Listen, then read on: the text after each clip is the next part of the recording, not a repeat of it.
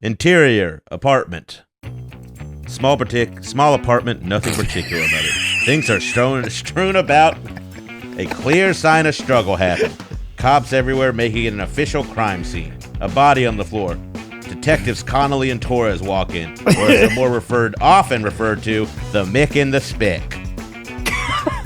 You're just that, though. What am I, Kyle? Go on. You're both those things. I don't know which things. There are a lot of things in that opening interior. The things you just said. What you're commonly referred to. Hell of a first line. Jesus, this is a goddamn fucking nightmare shit. I'll say, a young woman cut down in the prime of her life. An officer walks up to them. Detectives, here's what we have so far. A female, 26 years old, named Harmony Ashcroft, and it's her place. From what we... Oh my God, what OnlyFans were you watching when you wrote this? From what we can tell, she did not have a lot of friends. Very focused on her career. The detective gestures towards all the pictures of ballerinas. You just said gestures. You said gestures. I did say gestures. That's because I'm being interrupted. The detective gestures towards all the pictures of ballerinas and dance memorabilia around the apartment. Well, she's dead. Takes two to do the death tango. Let's find out who her partner is. Any witnesses? One in the back. Going back to the bedroom. The detectives walk back into the bedroom, and on the bed is a cat. Meow, meow. This is our witness? Me ouch. This week on No Accounting for Taste, we talk true crime. Hal, you're good with words. You know that, man? I think the gym is dumb. Did Rachel walk in the room? Of course I've eaten a Baconator. Man, if you ain't doing CrossFit, you can get crossed up. You're right. A long burger's not the worst idea I've ever heard. That's your sitcom right there as a Mr. Fix-It-All who just can't fix his heart. We will not be defending Atlantic City. No accounting for taste. If it's something that somebody loves, let's try and celebrate it instead of shitting on it. I might have to start writing some of these. Yeah, that's great. Yeah. Somebody wants to live the hefty end of the couch for once. I like that. This is a serious topic. We're still laughing about that intro, everybody. Thanks for joining us. We're still having a field day with Welcome to No Accounting for Taste, everyone. Shane Thanks mispronouncing what he wrote himself. I don't write them. I shouldn't criticize. You were breaking up my rhythm, and I was just trying to get through it. I thought it was fun. It was fun. We're still laughing about it. Yeah, it was. It's a somber topic. What do you... America's obsession with true crime. It's everywhere. All right, Kyle, let's just jump right in. Are there any true crime things you actually listen to? Let's start with podcasts, because that seems to be the churning engine for this. We're going through in this country. I've been on. I still watch them and listen to them and all that stuff. I'm still on board with all of it. Not on board like hell yeah. Hope we don't ever run out of content for true crime. But I mean, we'll get to like the good and the bad and why. It really is a curiosity. I'm not one of these people who like defines their personality around like I know everything about serial killers. Like that was that's and if you're an edgy 7th grader in 1996, okay, and you're reading life true crime books or whatever. Or time, or what? Yeah, or you're going through that stage in your life where you're trying to define yourself. Like I'm gonna scare people, and I like it when people think I'm demented or like I'm a weirdo, man. But that's usually a guy just thinking. Yeah, it's basically just a guy who's like got a practical joke kind of personality who's leaning a little too much into the death metal area. Yeah, I went to there's the Museum of Death in Hollywood. And I went there thinking like, okay, this is, you know what? I still have some of that. Like I remember seeing Faces of Death. Did you ever see that as a kid? Yeah, buddy. I the first time I saw it, I was like, oh my God, this is fucking carnage. It was like you watched it and then you're upset. Like, at least for me, I was like, I wish I didn't do that. Like, I wish I didn't I'm like, oh, now it's like a virginity type of thing. Like, oh, I'm a person who has seen that. Like, from here on. Something changes. If you if you don't grow up around murder. You know, and it was fake. I mean, a lot of it was fake and whatever, but you watched it and it was, oh my God, it was this taboo, forbidden thing. And so I went to this Museum of Death because there still is that part of me that like I'll start curious and then afterwards I'm disappointed in myself. Yeah. You know, with most things I've done in life. But I went and it was really, I thought maybe it would treat the subject of death with like a bit of a cheeky attitude, but also the term's morbid curiosity, but it was way too celebratory and way too. This was not like. It was less about curiosity and more about. It was kind of swimming in it. I guess would that be a way to say? I mean, everybody's gonna die, and so there's all different ways, and this. But it was here's the room of just serial killer artwork, and here's this room. But it was more so that somebody had to curate that. Like somebody's life work was compiling all that. And then I met like the people that ran it. I saw them afterwards. They were out like in the front in the foyer area. And they didn't have, I kind of wanted them to have a more mature attitude about like, yeah, listen, we get that it's gruesome and grotesque, but everybody's going to die. Here are some of the more unique ways. And it's almost healthy to embrace it, but instead they were just like, oh, it was a couple, and like, I used to have Charles Manson's prison jacket. You know who bought it from me? Johnny Depp. Like him and his partner, they definitely had you guys killed a homeless person to see what it was like. Like you guys, maybe did the subway platform shove kind of bump thing. Like, if you met like the one metalhead that's just too far gone, and then it's like, oh, he actually wound up killing somebody, and you'd be like, I'm not gonna be surprised. Yeah. My true crime stuff is kind of in and out. Sometimes, okay, so here's the first thing: true crime always seems to be mostly murder stuff, you know. Yeah. But I don't know. Like, it's such a broad umbrella. Like, when does true crime? Mm-hmm. True crime can be like. I watched those NXIVM documentaries on HBO. Those two series about the 2 seasons on the NXIVM cult leaders and all this kind of stuff. And I guess like technically that's true crime, and that shit is fucking fascinating. Yeah. I don't love the murder stuff, but I love how people figuring out how people get brainwashed and like brainwash. It was interesting, and then I've listened to some of the murder stuff, but like I also like I'll listen to like a podcast on like skinheads and how they organize themselves or something, and then I'm like, this seems like right in that area too. It's certainly disgusting enough to be true crime. What's also I understanding why, like, how can you take somebody who seems normal, like how do they sway them? There is a story about how we were talking about it on the furries one, how there's like Nazi furries, and it's like, well, the white supremacist movement recognizes when somebody's I remember that, disaffected, jaded young person, and so they find these groups, these outlier groups, like in the 80s it was punk rock, now it's furries, and they go there because they know these are wayward youths looking for something, and they can recruit them from there. So yeah, that's kind of like the so like I mean like other shit seeps into it too, which is kind of like, or it finds its way, like things that don't necessarily have anything to do with like that NXIVM cult. Let me say it this way: that NXIVM cult documentary. Did you watch that?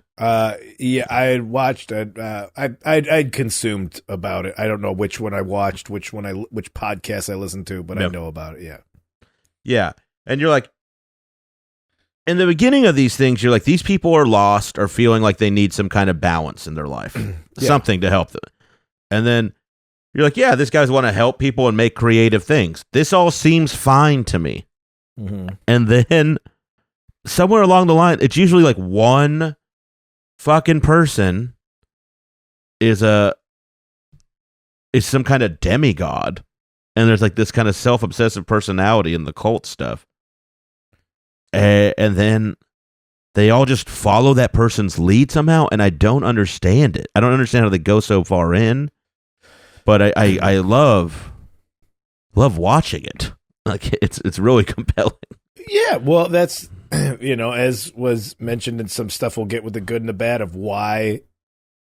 It's curiosity of like, why do I feel like I'm normal and following, the general rules of society and general paths of moral righteousness and not being a dick. Human How decency, can somebody else that didn't this person, was orphaned and was raised by wolves and then this and that. Like, well, that's how you might turn out a lot different than the rest of society. But how did somebody who just grew up, had a normal life, and then decided to be a serial killer, what happened? There's that curiosity of like, that could be somebody in your neighborhood across the street. Yeah, why did their chemistry change? Actually. So there's curiosity about that. But true crime, the true crime genre is like steeped in murder and lasciviousness. I don't like the podcast that seemed to glorify it. There was one I was listening to where the guy was he just sounded way too horny reporting on it. Yeah. Like you're writing a comic book about it. I'm like, no, this is real. This happened. And you are like getting off on the way you're reporting this. Like if you're going to do it, at least be straightforward. Like I want to hear the facts about it. I don't want to hear you editorialize. And like that shit is irritating. Tantalizing details. That stuff's gross to me. Yeah. And I agree. And it's like one of those things like, all of a sudden somebody's like, oh, the town next to me had a murder in it. Now I'm close to it, so I'm going to like start a podcast about it. Yeah. And they start to call themselves like experts or in the know. I get why it's close to you, so you might have some perspective on it. But I really fucking hate, like, I'm a true crime journalist a lot of the like they're throwing that word around a lot. And I'm like, journalist or expert. I think expert is just like, the same thing. Yeah, there's a lot of people that were vaccine experts over the last couple of years too, for the same reason. Do you have a good internet? That's a very good point. You have a good internet connection in free time. That does not make you an expert. Yeah. But there's a story. This fell in under true crime, and it's fascinating. And I don't think, other than historical references, nothing got hurt. I'm going to butcher my remembering of it, but you should look it up. It was you'll find it. I can't. God damn it. Edwin Rist is his name. A guy was like a teen musician. Was in the orchestra and everything. I'm gonna butcher this. You'll figure out how to look it up for yourself. Edwin Rist. I believe Edwin Rist is his name. Yeah, and he. Here, The Feather Thief on NPR. You could look up it's a book review about The Feather Thief. Are you sure it's not a Norwegian folk tale? It's not, but it sounds great. Yeah. This kid, Edwin Rist. He was a student at the Royal Academy of Music in London. Broke into one of the British Natural History Museum and stole a bunch of rare stuffed birds that had been collected over 150 years. Broke in, stole all these rare birds just to make unique fishing flies. And it's a story of how they had to track down how this happened, because it was like these flies would show up for sale online. And people look, wait a minute, that's a feather of a bird that's been extinct for 100 years on a fishing fly. Wow. Where did you find it? So, there's still damage. It's still a crime. But nobody died. And we lose the preservation of something in a weird way. So but it's not murder. But it's a fascinating story, or like heist stories That's a heist. Yeah, heist is crime. Yeah, I do have some experience with true crime in my actual life. Really? Kyle, have you ever heard of a little film, a made-for-television movie called Love's Deadly Triangle: The Texas Cadet Murder? No. Well, this is pre-true crime. This is like 1997. Pre-true crime as a full-on heavy genre that we're really? obsessed with now. Yeah. I went to high school in Crowley, and a woman that went to high school there, Diana Zamora, and her lover killed another woman, and then they both enlisted in the army to oh, really? get away. Yeah, and it was it was a massive fucking story, and it was like her brother was in my gym class, and he really? could not have been a nicer guy. But man, he must have got some trauma that I could not even So I think that's a thing to think about too when we're drinking all this up and taking all this true crime, and it's it really does. This goes into the good and the bad. So I'm going to say, but I think it probably affected this guy just because he still had to go to high school in this town, and he did nothing. But there were probably a lot of whispers around him in the hallway. Yeah, well, it gave everybody now you either got to it. I mean, okay, now I'm bleeding into the good and the bad, but some of the stuff that we were reading about here of, why would you be interested in it? It's this article on Rasmussen University. Just about why. I'm sorry, I'm blurring the lines of the sections of the podcast.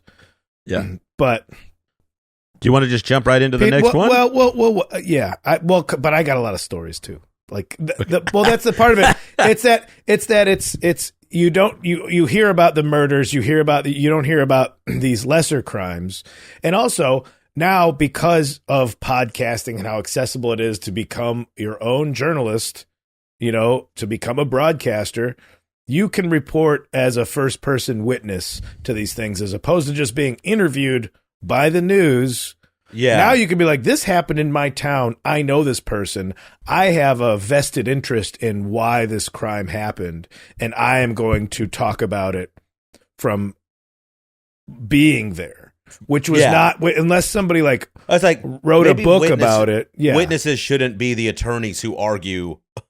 And I don't I'm trying this kind of I'm drawing a maybe too direct a line, but you should be able to step back. You can be too close to something and have an opinion on it. But you can you could also be one of the only people that still cares enough to see this thing followed through, where other people where police or the public have lost interest. It's a family trying to keep something in the population's eye, in the population's view, in the ether, to make sure that it goes through. I mean, Addison, the town I grew up in, had a lot of weird shit at least for a suburb. We had our star quarterback killed a guy. I think it was homecoming weekend. And then his brother pushed a girl out of a moving car. Jesus. Yeah, they were a wild one. The apartments we used to deliver, we would deliver pizza. These apartments were so bad that Pizza Hut and Domino's wouldn't deliver there. So the place I work for is 100% of the market. And they before I work for a pizza place like that. Yeah. And before, it was always you'd take your money and put it in different pockets. So if you get robbed, you're I only got this much. My buddy got robbed and they took the pizza too. I think he's like, you want the pizza too? And they're and then they just took that. He's like, well, all right. Somebody cut, it was they cut a baby, they murdered a woman and cut the baby out of the womb. Oh, that happened over there. A tape, fam. Oh, God. Yeah, they did that. That happened over at those apartments. That was before I was delivering pizzas there. I used to, there's small time mob stuff happening out there. It was wild.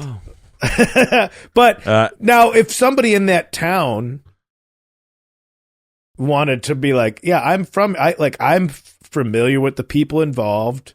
The person, like, I grew up with the people involved in these cases. That's much more of a background than a journalist just saying, like, oh, I guess maybe they lose the refinement that's needed. I understand, like, being connected to it in some way can can spur you on to do more with it and have your teeth stuck into it a little more. But I just think some people, like, well, they do it poorly. Yeah, like, just because they're close to it doesn't mean they're doing it the right way. Like, you can represent yourself in court. That doesn't really make you a lawyer. Like, no, it quite the opposite. Yeah. So, I think there's some. Personally, I think there's some value, and right before we go to break, there's some value in using it to shine light on things, and, like, we'll get into the good and the bad in a second, but I think we're kind of, we're letting, for lack of a better way to put it, we're like, it's 1,000 monkeys on 1,000 typewriters trying to make trying to make a movie or whatever, and they're not doing it great a lot of the time.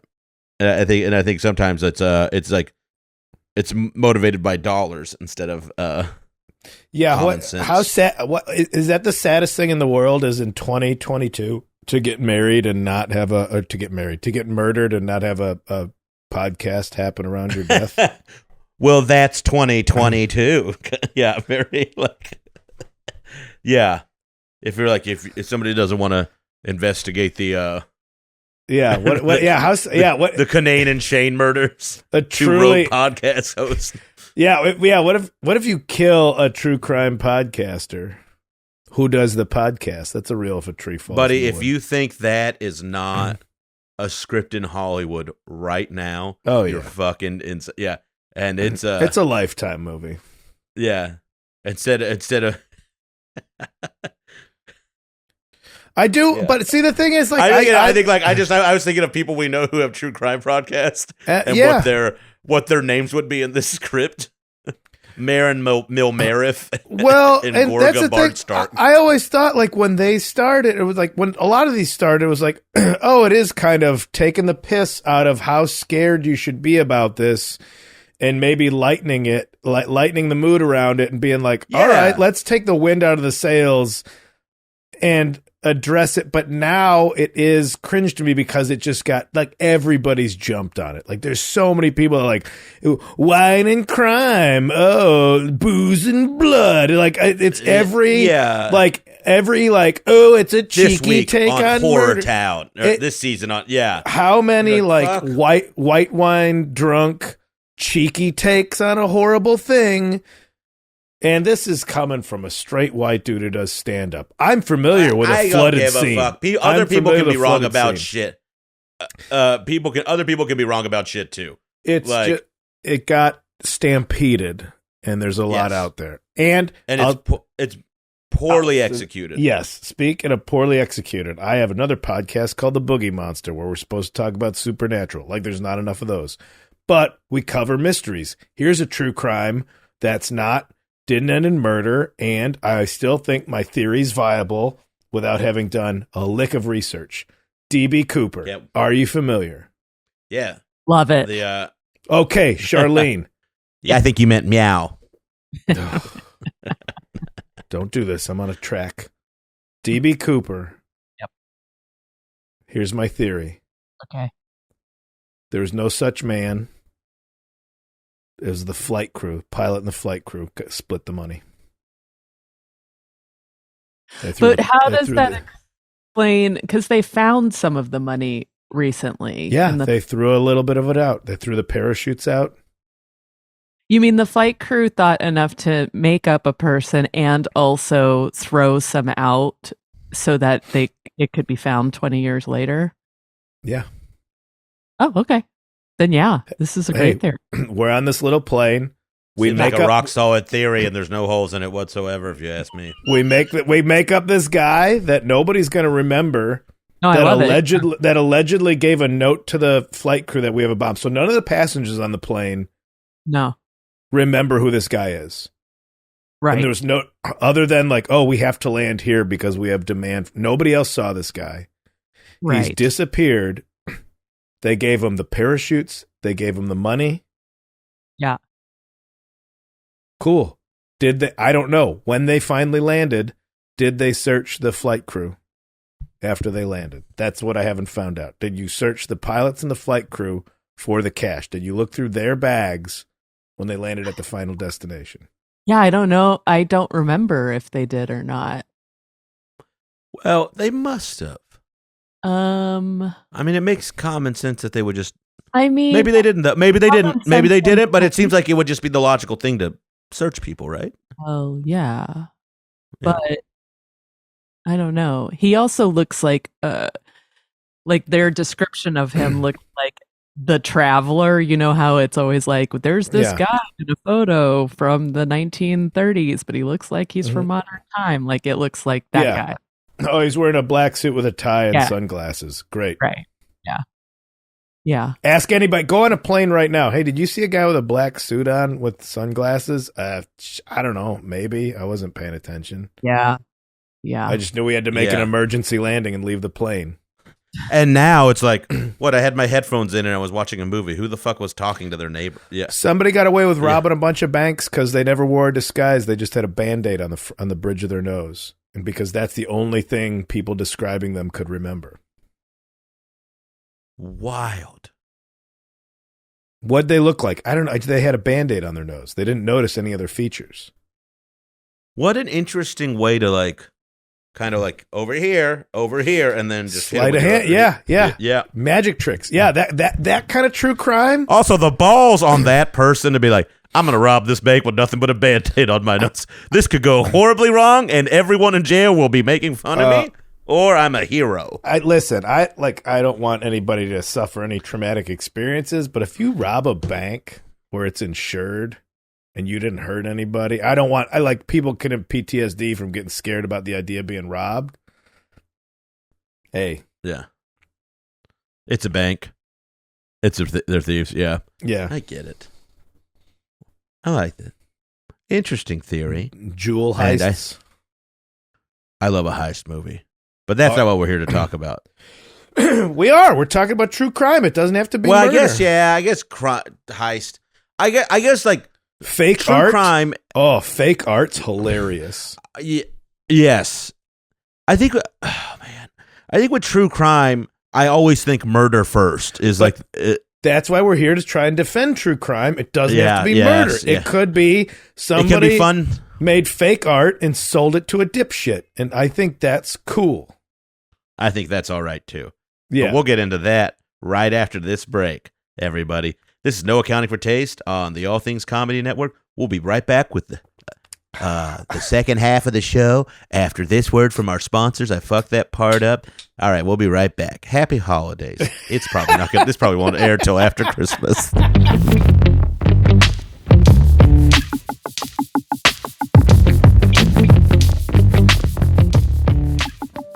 We are back.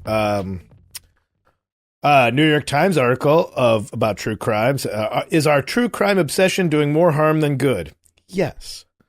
Critics of the genre also say it entrenches the flaws of America's criminal justice system. Even though men of color are disproportionately the victims of violent crime, true crime retains an outsized focus on the violence against white women. It is all...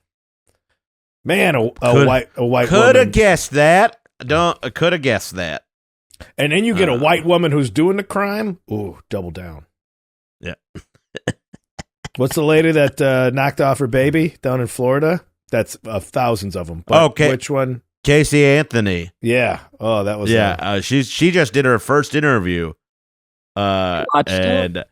No, I did not. But I wanted to, but then I was like, look, I'm freely willing to admit that I am kind of dumb. And that I could be swayed by this woman being like, what about this? Nobody ever asked this question. And then I'll be like, that makes sense. You know, like I could just be a fucking, I can be shifted easily. And that's also why I don't like broadcast my opinions on the internet too much, because I'm easily swayed. Well, that's the justice system, is they just have to prove beyond a reasonable doubt. So they don't have to. Yeah. Just like, did you doubt that this person committed this crime? Do you have any doubt? And if you do, by rights, you have to be like, oh, I can't convict this person because that's rather set however many guilty people free than convict an innocent person. Yeah. And you get what you get through TV and through people like Nancy Grace and all that dog shit. Like, you get exposed via these screaming talking heads that make a living, that sell advertising by being by being they're outraged. fucking grief profiteers. I hate them. Yeah. I think there's like this. I have this thing with it where I think like it's not that people don't need to be like studying it, but I don't think everyone needs to be studying it and absorbing it just because these people are so fucking. I don't really like a lot of the sources the content comes from. I think is a big part of my problem. Not everyone, but I have a fun. Go ahead, buddy. I was gonna say, I guess it does add to it because again, this New York Times article. When fans feel deputized to solve crimes, due process can become a secondary concern. That's a great... Think about now with social media. Now you get... If it's not taken offline, or somebody's going to get to it. If something happens to you, there's going to be some stranger out there whose first thing it is to preserve your Instagram, your Facebook, your Twitter, everything. So whatever happens to you...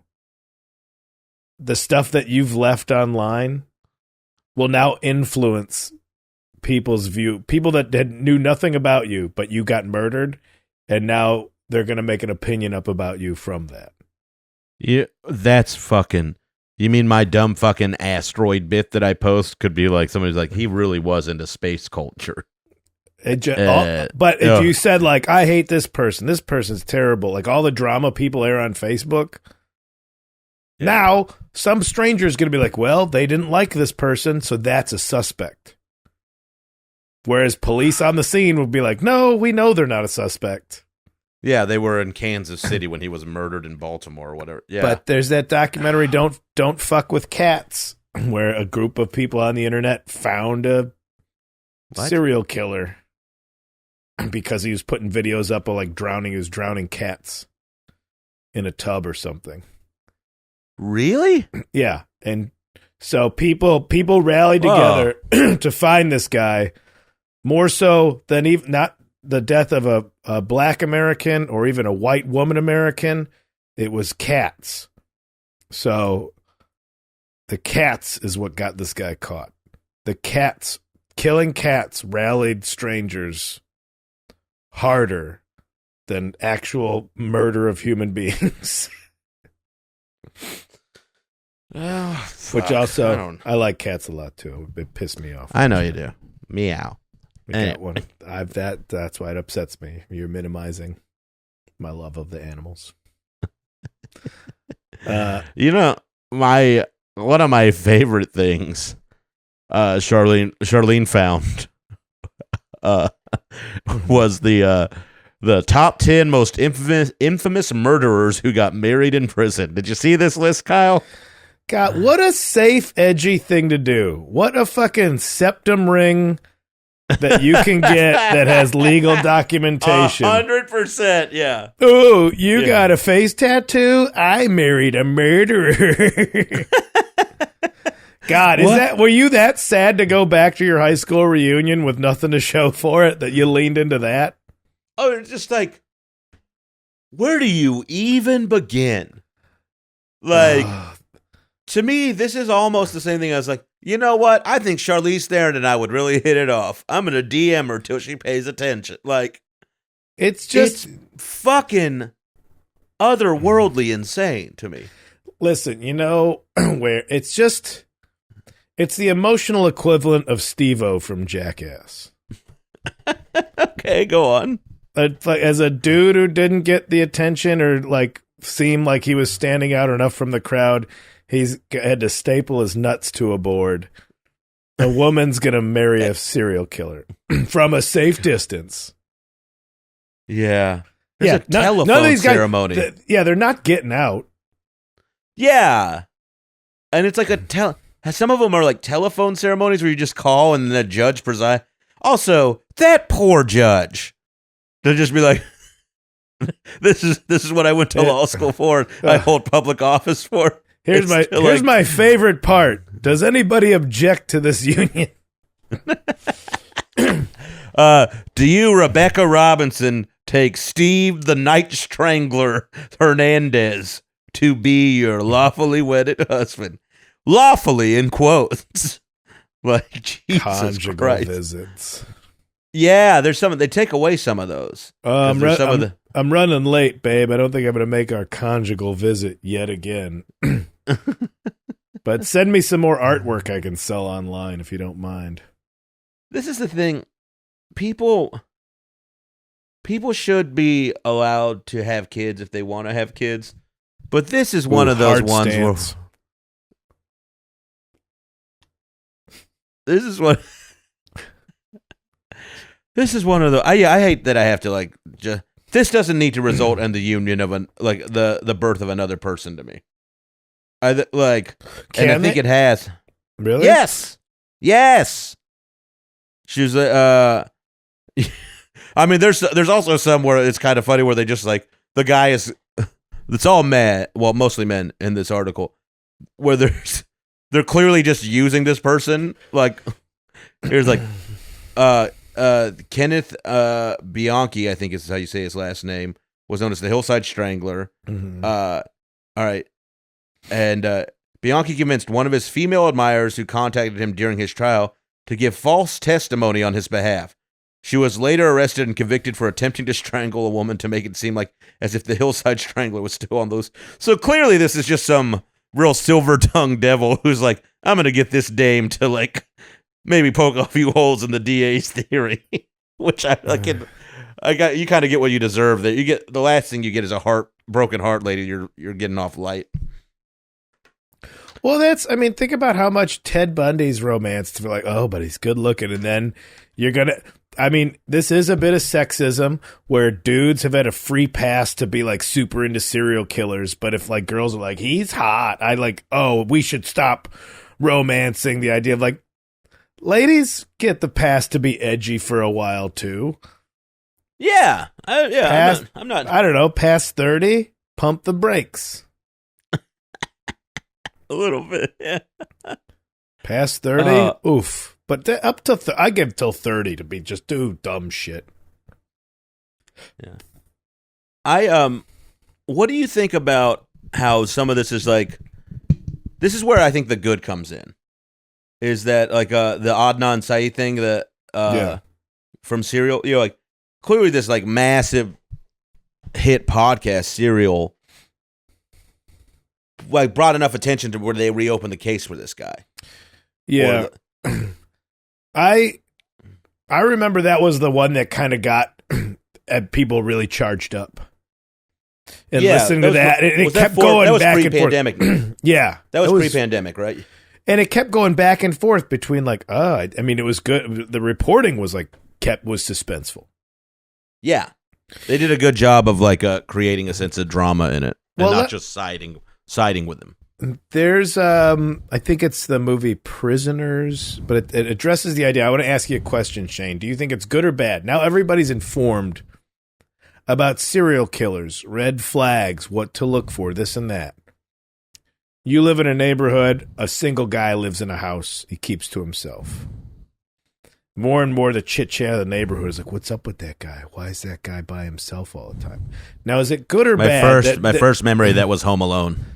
Okay, yeah, the Home Alone old man. Right?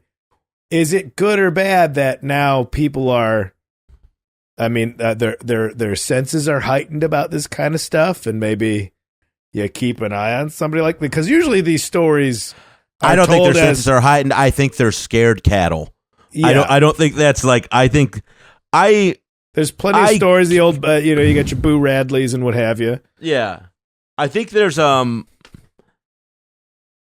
to be said for like knowing like telltale signs of stuff. but I don't think anybody really knows him. I think they're just like, that guy lives alone and he keeps to himself. And you're like, well, maybe his, and he has a weird truck that we all think is creepy or whatever. There's at least 4 houses in this neighborhood. That's not enough for me to be irritated by a soul, and maybe it's something when people who have kids, who are more like heightened in that sense, but, or not, I once heightened is a generous word. Paranoid might be the word I. Okay. As I remember as a kid, we had a park, like not even a quarter of a block down from our house. And I remember going playing there as a kid.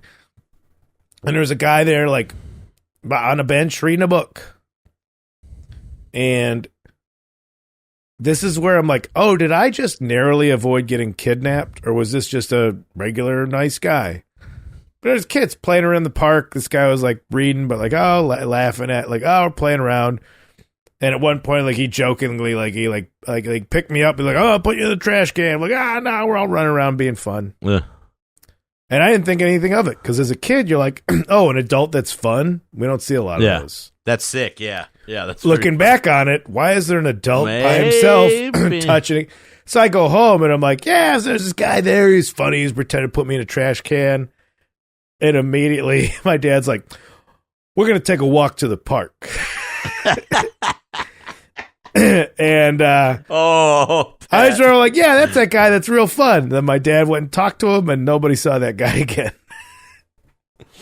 Really? My dad didn't do anything, but I think it was just hey, the fuck you doing around here kind of thing. I don't remember an altercation. Was it ever okay for a guy to just sit in a park? Looking back now, of course not. Yeah, because like now it's like I see signs at some parks that are like every adult has to be accompanied by a child, which I think like makes sense. Yes. Yeah. But like it was a playground type of park, not like a trees and nature preserve type of. Yeah. It's not like Central Park. It's like there's jungle gyms and shit. Yeah.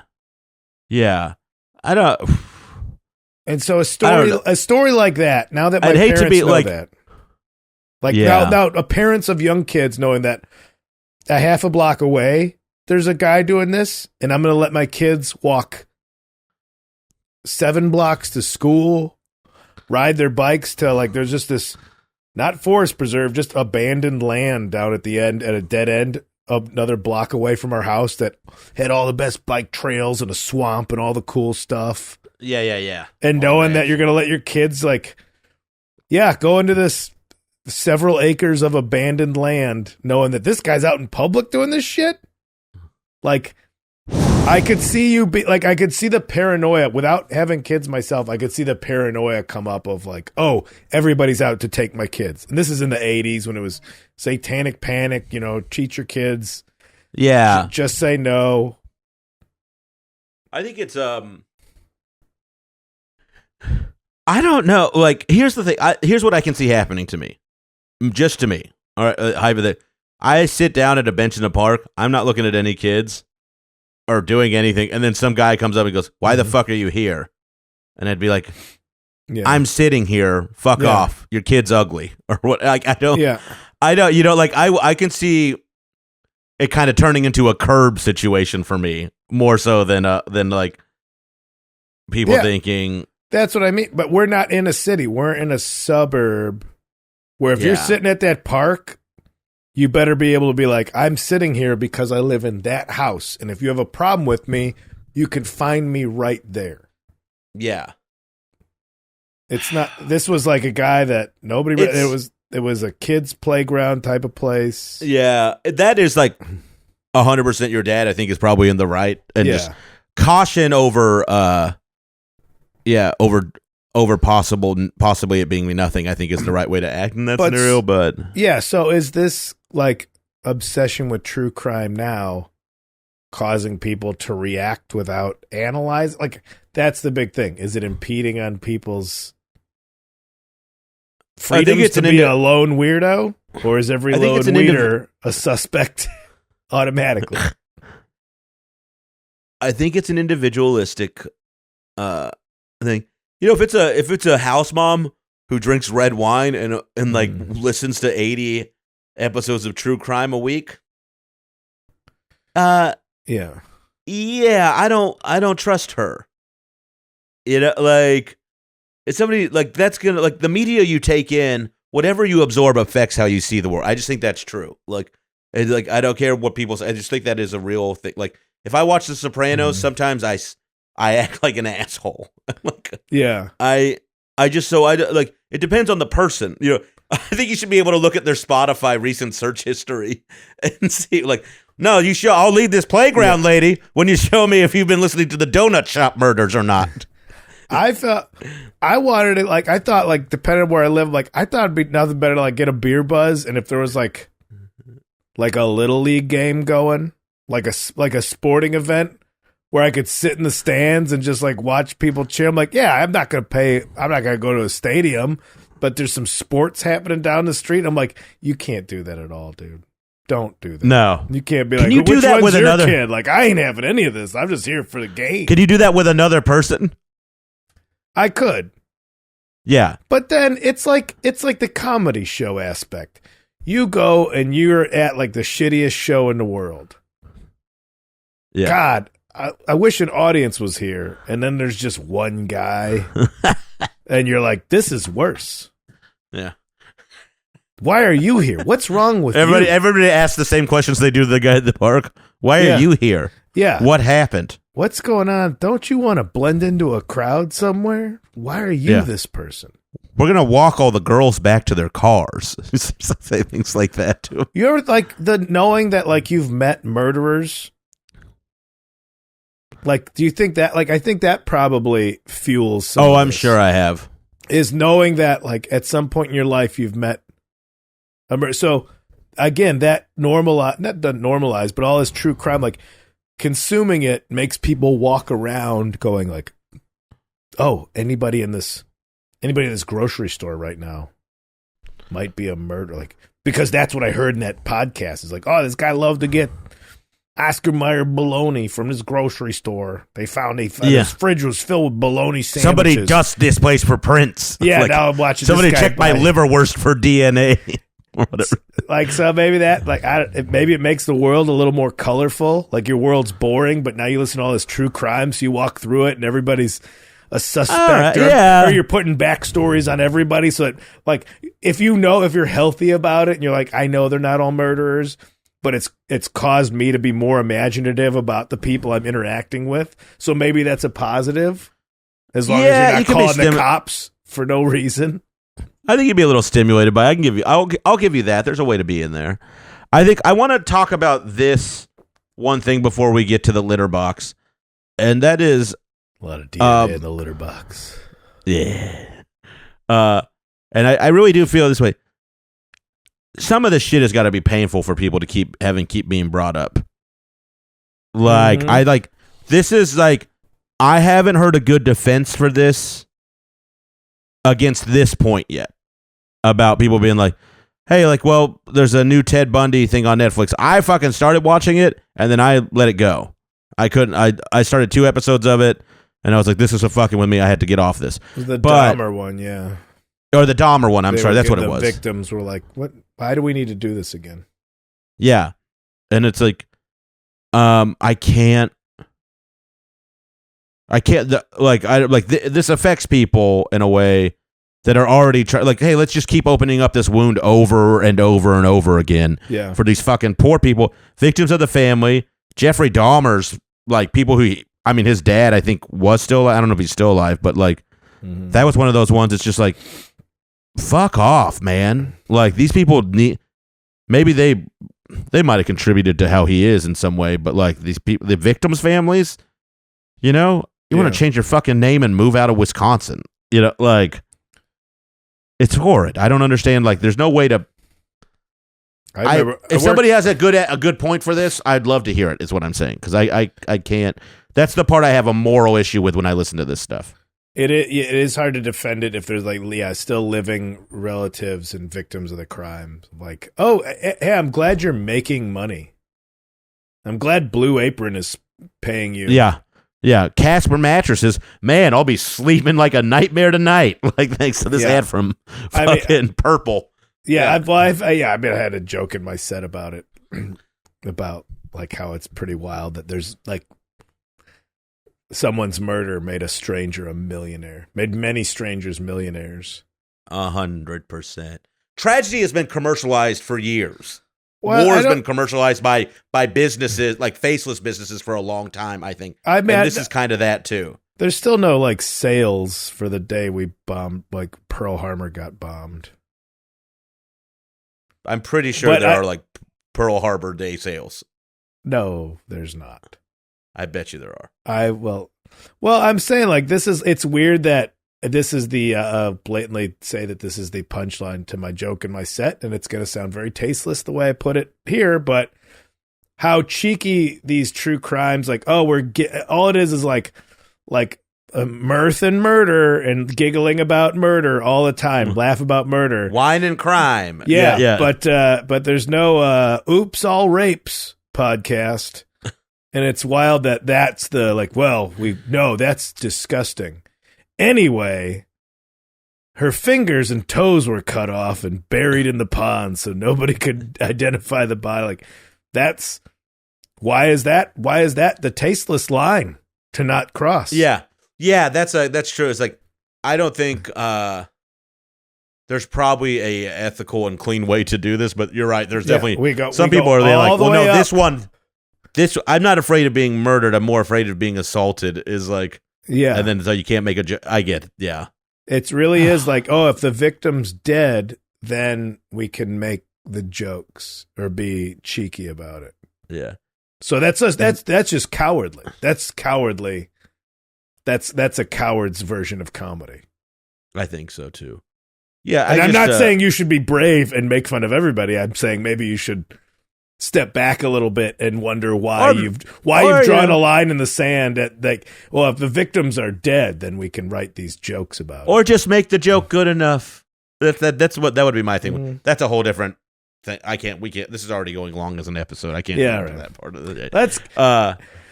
So my big problem with the good is I think it can shed a lot of light on things and maybe help some people out, like the guy from Serial, Adnan Syed. Mm. The bad is most of them I feel like are not done that way, and then it's the Jeffrey Dahmer kind of like, well, now these people are reliving this again in the ether. The Rasmussen University article that Charlene got us had 4 points that all make sense. Number one, we're curious about what drives people to do the unthinkable. We were all born into this world. Why did one person go this way? Why did one person go that way? That curiosity, yeah. Shane, your parents got divorced. You didn't have to eat people in an apartment in Milwaukee. Why did somebody else have to do that?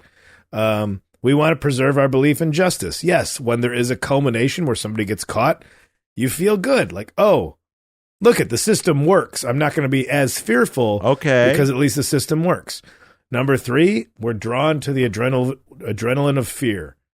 Yes, that absolutely is. We've done an episode on being scared. Check it out. Yes, you get scared, you feel bad. And number 4, we're driven by our own longing for survival. That's the good one. Quote here, people want to know what is out there. That is true. This may explain why women are often more likely to follow true crime stories than men. Maybe that's why men want to watch war movies more often than women. Maybe. Well, that's like maybe your idea of a dude being sent to war is on par with a woman being assaulted in a dark alley or something. Like the what's more likely? But maybe that's that's a you may yeah. So one movie night a month for the fellows is what I'm hearing. Investigate your future. Are you destined for a crime-solving career? Do you remember when before true crime? Like the thing is, this isn't new. Before true crime got popular, do you remember when all the CSI TV shows came out in the 90s and early aughts, and all of a sudden the correspondence courses for forensic analysis came out. Yeah, like, where like DeVry was offering like everybody gumshoe. I do remember. That's weird. find out what armchair interests have captivated the public and try to make a few bucks off of it. So Yeah. And hey, they're like, here's the head of our department. It's just some cop who got dishonorably released from his job. well, like the other article used the word deputized, which I always thought was a hilarious concept from the Old West. Like, no qualifications, just raise your hand. We got to catch some bad guys. Are you done? Yeah. We don't need a baker right now. Here's a gun. Help us catch bad guys. Very much. Yeah. It's like, well, we're going to start you off on the fryer. Like, it's very much like hiring somebody at the idea of fast food. Yeah. And so, Yeah. but there's a lot of money to be made in the quick deputization of like, oh, here's your associate's degree in forensics analysis. God. Anyway, But let's they've solved crimes too, so that's the good thing. Strangers keeping fresh eyes on stuff can get things done. Let's go to the callers. I gotta go. Yeah, we'll be right back after a word from our sponsor, Knives. They're good for murder. Whoa.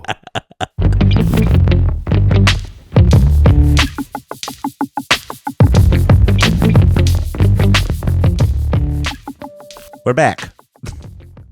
Hey, it is Nick from La Belle Provence. On true crime, my wife and I were friends with two people they were married, not a great relationship because, husband ended up murdering the wife. Very unpleasant. Like the relationship was obviously a mess. Can we pause? We pause? Right, real quick.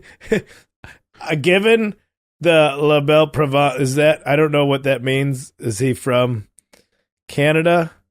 Because that would frame his polite description of this so well. Not a great relationship. Oh. He murdered her. It was very unpleasant. Oh my God. All right. I just had to break for that. I had to acknowledge that. No, you took that in right. So we knew them both well. Like we talked to them all the time, hung out all the time. And it was really difficult watching that relationship morph into news coverage, which, not always the most accurate and, also emotionally hard. But then from that, a few years later, there was a true crime podcast done about it.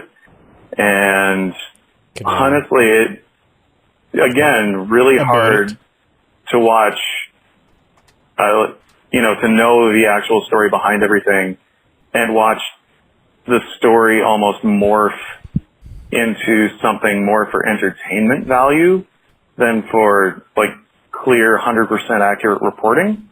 And like obviously nothing justifies what happened, obviously, but it kind of soured me on the genre in general. I still like things like Serial, where it involves, potential misconduct and abuse of power, but for stuff covering actual murders, I can't anymore. I'm kind of done with it. But anyway, do with that what you will. Hope you have a great day. Hey. Thank you for calling. He messaged me about like, I don't know if it's too late, but I'm glad you did call. First off, La Belle Provence, did not know that's a nickname for Quebec. So, hello. You nailed the Canadian thing though. Quebec. But yeah, exactly, like seeing a news report versus a podcast that might want to really get done responsibly, if that's a way to put it. Yeah. I think like podcasting or like, I guess, true crime reporting can be the drunk driving of media consumption. Like it's that anyone can do it and really, really fuck up someone's day. Like, yeah. Or like, I think it's he makes a good point. I think like, and we were kind of leaning towards that in the last segment where it's just like, there's some good that can come up from it, but it kind of depends on who's doing the executing this and getting it done correctly and with some finesse. Speculation and hearsay, like that's illegal in the court, but just as far as like pressing record on your Zoom H6, it isn't. Yeah, but asking a leading question like, but that making a murderer. Remember that Netflix one? That was kind of the early one that I remember watching. That was like, did the cops frame him? Did they do this? It really. Now you're letting a documentarian, not a podcaster, but a documentarian dictate the narrative. Yeah. So each side is neck and neck. There's no way they did it because the cops are corrupt, but the cops are corrupt because this family's done a bunch of shit the whole time. And so they're fed up. They're bound by their legal shackles to know that these people are fucked up and they've done bad things. It was a wild ride that I think I need to actually watch again, probably. Yeah. I will say this about that show. I never watched it. And I had a buddy, Kyle Ayers, did a podcast called Faking a Murderer, where he had somebody on and they would talk about every episode, what each episode of the podcast was. He does the movie one too, right? Yeah. And then at the end of the episode, he'd be like, I have not watched this show at all. Yeah. And then at the end, his last episode was him trying to explain the show to someone who hadn't watched it either. Yeah, so that was I guess something good came out of that. I'm sure that girl who died is glad that that's the final result. Yeah. See, now we're sitting there saying, is it right for the victims? That's the best thing I saw come of that. Is that not even fair close to the victims that somebody else is making money off? What if you don't make money off of it, but it's just because you're taking the piss of the entire thing? I liked it. That might be the best we can do.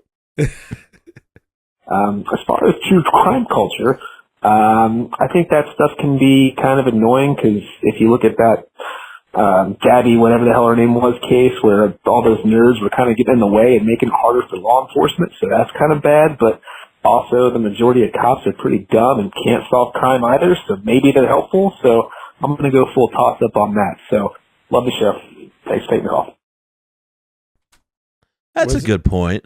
Was it what was he saying? Gabby? Was it Gab? Was he say daddy or Gabby Petito? I would assume. That was the girl who went missing. Yeah. And that was one that came up, and I hate to say it, but I was like, oh, a missing white girl. It sucks, but I don't need to involve myself with the day-to-day updates of this case. It really was it really did show isn't that like a Patrice O'Neill bit about like, oh yeah, he had a bit about if you ever Natalie Holloway. He just you can tell how attractive a white woman is, but yeah, wait. He just wants a keychain that's just a white woman. So if he ever loses his keys, he knows they'll find him right away. He had a bit that was just like, he was like, you can tell how attractive a woman is by how long they'll look for her if she goes missing. He was like Natalie Holloway, they's out there for months. Girl, they wouldn't wait. They'd go to dinner early. He said some shit like that. Yeah, it really. But that was illustrated by how lopsided this true crime genre is. That guy does make a point though, in that he's just like, cops can be incompetent and buffoons. At the risk of being a bootlicker, everybody can. Yes. It's just that cops are responsible for a lot more. So you would think that the hiring process would be, I don't know, maybe a little more strict. Just a touch more involved. Yeah. Oh, God. All right, you don't get to say whoopsie if you're wearing a badge. Absolutely not. You were supposed to go through more training, so whoopsie doesn't happen. Whoopsie. Oh, you mean I got 3 scoops of ice cream and the top one slid off my cone? You could say whoopsie. But it fell into evidence. I traipsed footprints all through this crime scene. No, there's no whoopsie. It's called you're fired and you don't get to touch this profession ever again. Anyway, who else we got going on the phone? This is about the true crime. I think it's amazing that people used to hitchhike all over the place. That's just something I can't even fathom. Yes. You know, the fact that there's still John Wayne Gacy people who haven't been identified yet, meaning, you know, I don't know. It's also hard that, you know, evidence wasn't saved, or we still don't seem to do a good job of it. You know, how many people are never going to get the justice that they were hoping for? I think, you know, I think the science stuff is really interesting. I think the fact that you can go back and solve things that, you know, using all this DNA evidence, I think that's really interesting. I don't know how to explain the culture. Maybe it's just something new and different other than, you know, whatever else has been on TV or podcasts, but I think there's a lot of intriguing stuff about it. Anyway, bye. The hitchhiking thing, oh man. I used to do that. You used to hitchhike? I have. Not like a ton, but I did, yeah. Really? But it was like from end of town to end of town. I wasn't going from like Missouri to, you know, like I've definitely gotten in cars with strangers who have offered me rides. Yeah, that's the thing When I was about a kid. hitchhiking. It's not like, oh, you're only going close by. I guess I won't kill you. Yeah. I think you got to plan it a little, you know.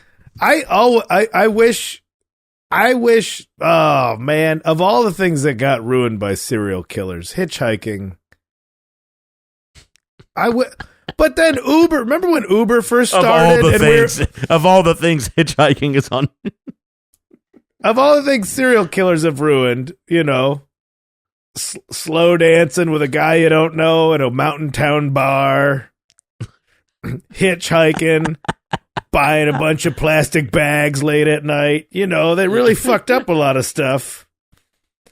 But going out to make out point with all the other teens, all of this stuff. Do you remember I remember when before Uber and Lyft, there was a thing called Sidecar, and I was out with a girl, and she was trying to explain it to me, and I'm like, this is the worst idea I've ever heard.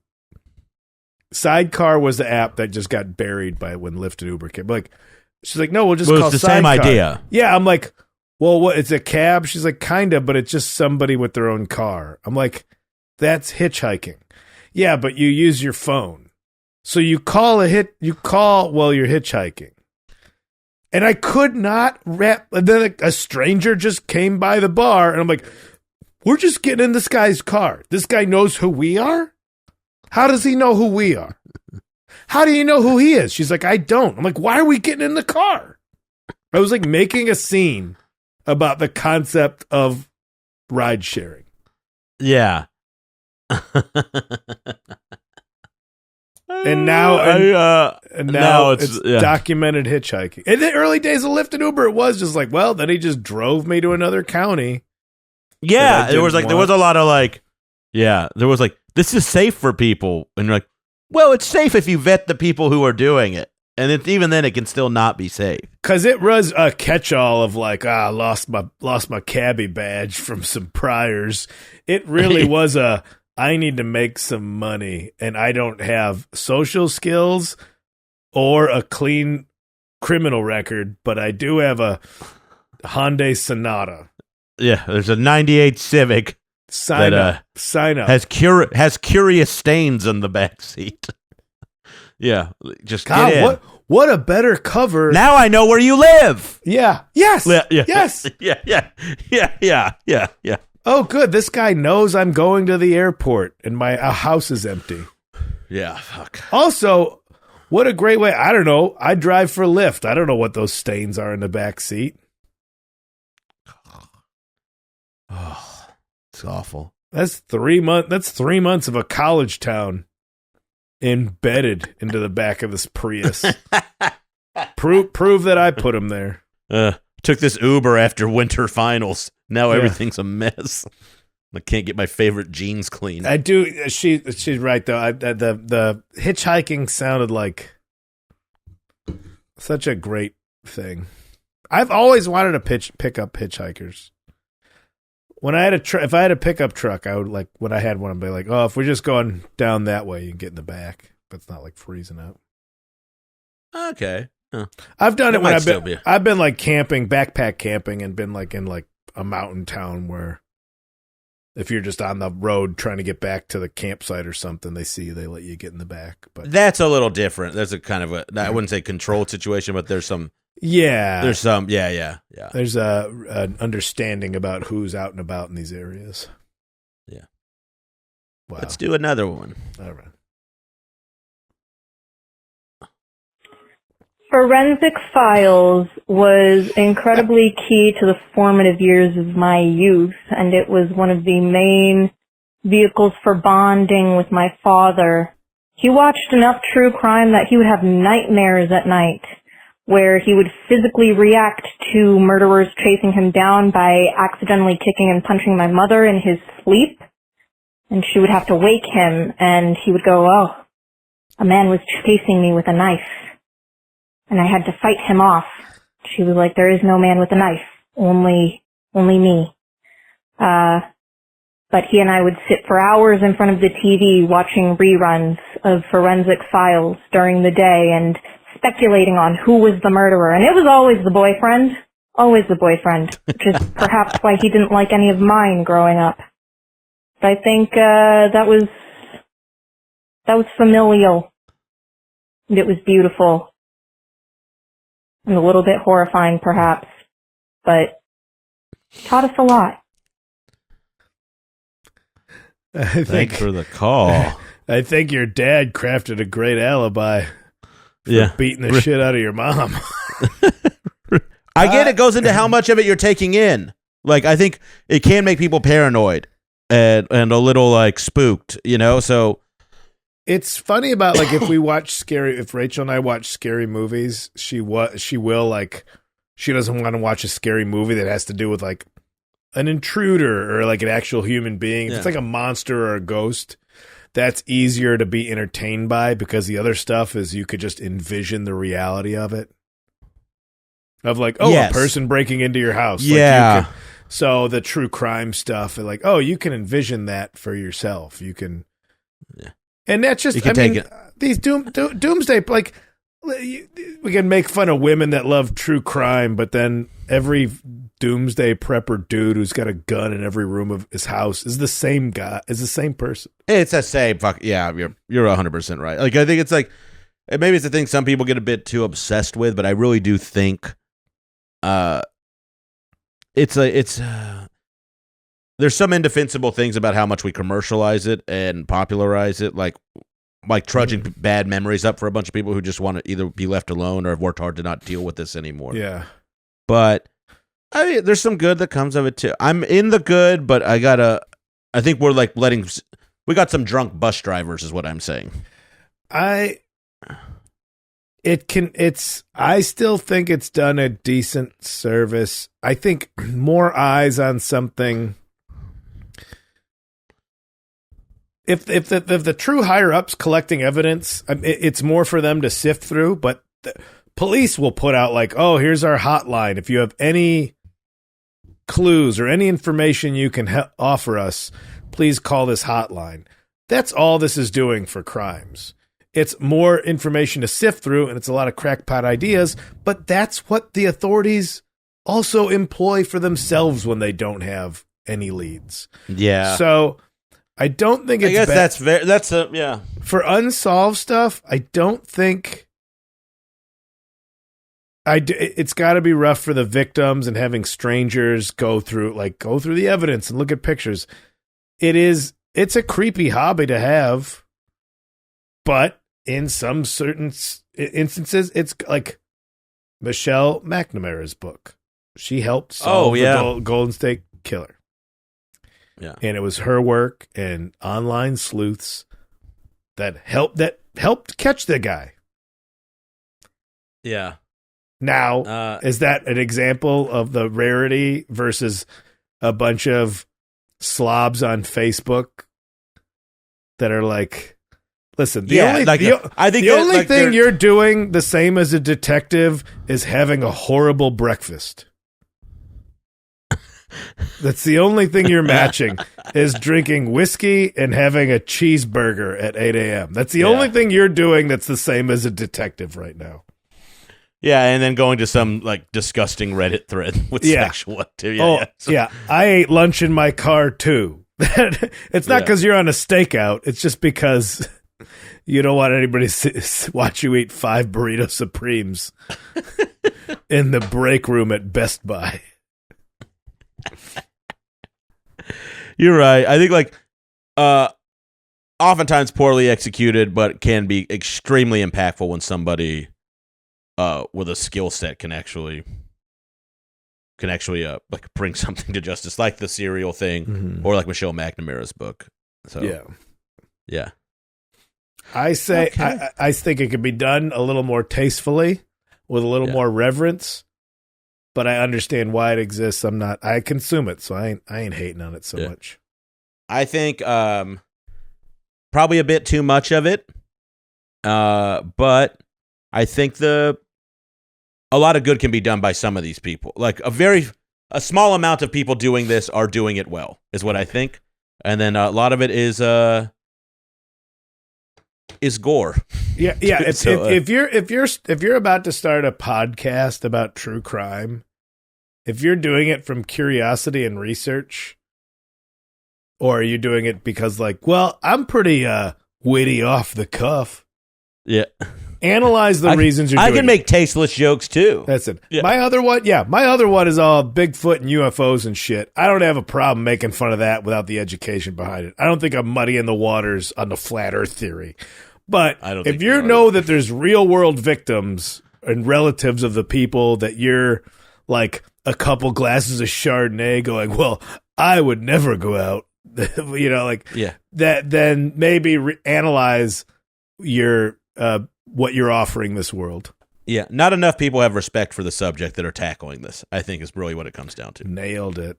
Not like us. Meow, meow. We're kitty cats in a litter box. Thanks for listening to No Accounting for Taste, everybody. I'm Shane Torres. Shane is comedian.com. He's KyleKinane.com. And we're our names across all social media platforms. And thanks to our wonderful producer, Charlene Connolly, who put all this research together. And we will see you guys again next week. Goodbye for meow.